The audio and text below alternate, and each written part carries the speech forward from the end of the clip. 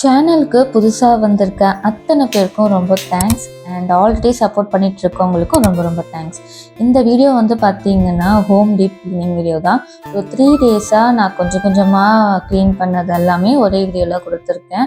இந்த விண்டோ பார்த்தீங்கனாலே தெரியும் எவ்வளோ அழுக்கு இருக்குன்னு. கிட்டத்தட்ட நான் லாஸ்ட் இயர் டிசம்பரில் க்ளீன் பண்ணது, அதுக்கப்புறம் இப்போ தான் கை வச்சு க்ளீன் பண்ணுறேன். அந்த க்ளீனரை வந்து வீட்லேயே எப்படி பண்ணுறது அப்படின்னு நான் ஆல்ரெடி ஒரு ஷார்ட்ஸில் கொடுத்துருக்கேன். அந்த ஷார்ட்ஸோட லிங்க் வந்து டிஸ்கிரிப்ஷனில் கொடுக்குறேன், வேணுங்கிறவங்க செக் பண்ணி பாருங்கள். நிஜமாகவே ரொம்ப சீக்கிரமாக எனக்கு வந்து அந்த ஸ்டெயின்ஸ் எல்லாம் போயிடுச்சு. நீங்களும் ட்ரை பண்ணி பார்த்துட்டு எப்படி வந்திருக்குன்னு கமெண்ட்ஸில் சொல்லுங்கள்.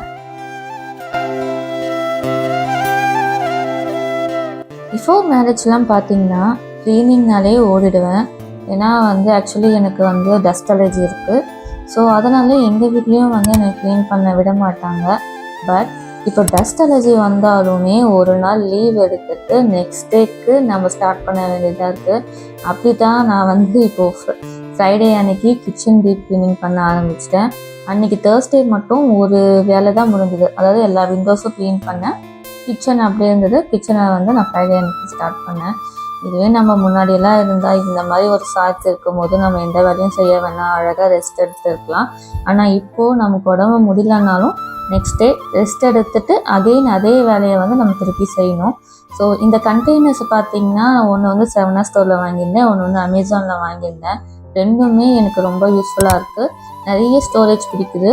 ஸோ அழகாக நம்ம என்னென்னலாம் தேவையோ அதை அழகாக ஸ்டோர் பண்ணிக்கலாம். அண்ட் அகெயின் அன்றைக்கி வந்து ஈவினிங் ஆகிடுச்சு. ஏன்னா பாப்பா வந்து மிடில் வந்து டிஸ்டர்ப் பண்ணிட்டு இருந்தான். அவன் இருந்தால் என்னால் ஒரு வேலையும் செய்ய முடியாது. ஸோ அவன் கூட கொஞ்ச நேரம் டைம் ஸ்பெண்ட் பண்ணிவிட்டு அவனை தூங்க வச்சுட்டு அப்புறம் மற்ற வேலை எதனா இருந்தால் அதெல்லாம் முடிச்சுட்டு அகெயின் வந்து க்ளீனிங்க்கு வந்துட்டேன். ஸோ ஃபைனலி இந்த க்ளீனிங் வேலைலாம் முடிக்க எனக்கு எவ்வளோ நேரம் ஆயிடுச்சு தெரியுமா? நைட்டு 10 ஆகிடுச்சுன்னு நினைக்கிறேன். கம்ப்ளீட்டாக நான் கிச்சனை ஃபுல்லாக முடிச்சுட்டு தான் போய் படுத்தேன். ஸோ அன்னைக்கு ஃபுல்லாக வந்து எனக்கு கிச்சனுக்கே போயிடுச்சு டைமிங். இந்த மாதிரி தான் கிச்சனில் தேவையில்லாத பொருளாக இருக்கும். நான் எங்கே நினைக்கிறேனோ அங்கெல்லாம் வந்து கழட்டி வச்சுருக்கேன். இதுதான் என்னுடைய ஹேபிட்டாக இருக்குது இப்போ ரீசெண்டாக. Next day Saturday morning so 20% work balance இருந்துச்சு. ஸோ அதெல்லாமே வந்து கம்ப்ளீட்டாக முடிச்சுட்டேன். இன் பிட்வீனில் வந்து அம்மான்னு வர கூப்பிட்டுட்டே இருந்தான்.